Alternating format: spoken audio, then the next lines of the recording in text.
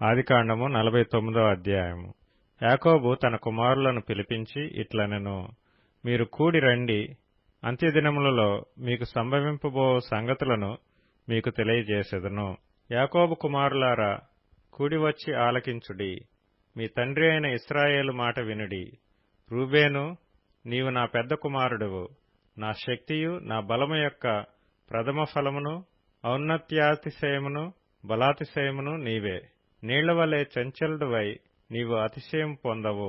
నీ తండ్రి మంచం మీదకెక్కితివి, దానిని అపవిత్రం చేసితివి. అతడు నా మంచం మీదకెక్కెను. షిమ్యోను, లేవి అనువారు సహోదరులు, వారి ఖడ్గములు బలాత్కారపు ఆయుధములు. నా ప్రాణమా, వారి ఆలోచనల్లో చేరవద్దు. నా ఘనమా, వారి సంగముతో కలుసుకొనవద్దు. వారు కోపం వచ్చి మనుషులను చంపిరి, తమ స్వేచ్ఛ చేత ఎద్దుల గుదికాలి నరములను తెగగొట్టిరి.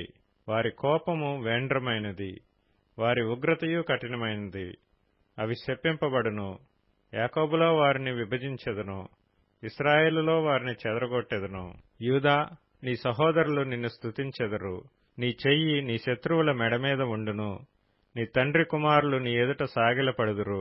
యూదా కొదమసింహము, నా కుమారుడా, నీవు పట్టిన దాని తిని వచ్చితివి.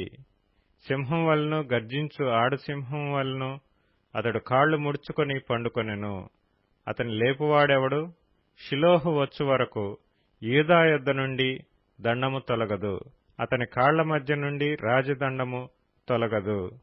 ప్రజలు అతనికి విధేయులై ఇందురు.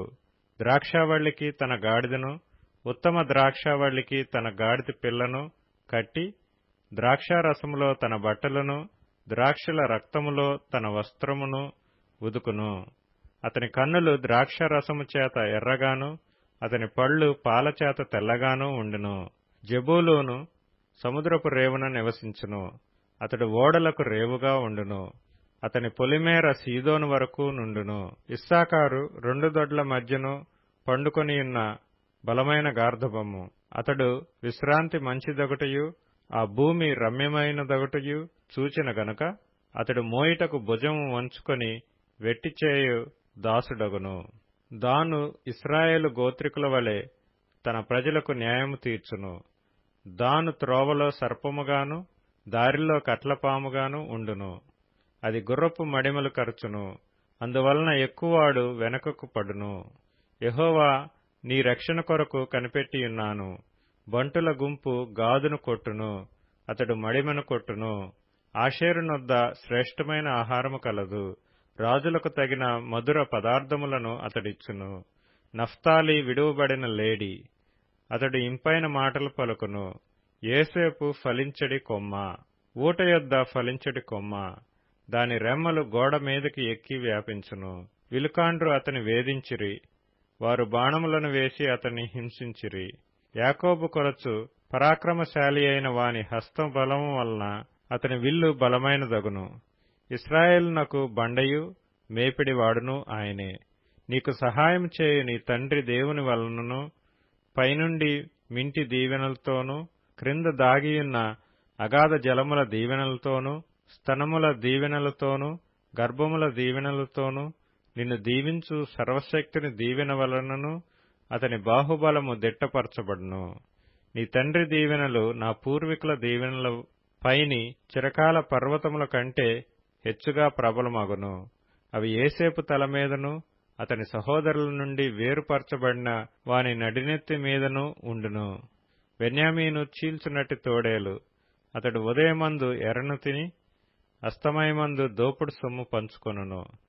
ఇవి అన్నియు ఇశ్రాయేలు 12 గోత్రములు. వారి తండ్రి వారిని దీవించుచు వారితో చెప్పినది ఇదే. ఎవరి దీవెన చొప్పున వారిని దీవించెను. తరువాత అతడు వారికి ఆజ్ఞాపించుతూ ఇట్లనెను, నేను నా స్వజనుల యొద్దకు చేర్చబడుచున్నాను. హిత్తీయుడైన ఎఫ్రోను భూమి యందున్న గుహలో నా తండ్రుల యొద్ద నన్ను పాతిపెట్టుడి. ఆ గుహ కనాను దేశమందలి మమ్రే ఎదుటనున్న మక్పేలా పొలములో ఉన్నది.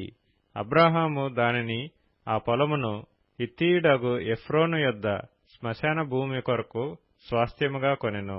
అక్కడనే వారు అబ్రాహామును అతని భార్య అయిన శారాను పాతిపెట్టిరి. అక్కడనే ఇస్సాకును అతని భార్య అయిన రిబ్కాను పాతిపెట్టిరి. అక్కడనే నేను లేయాను పాతిపెట్టితిని.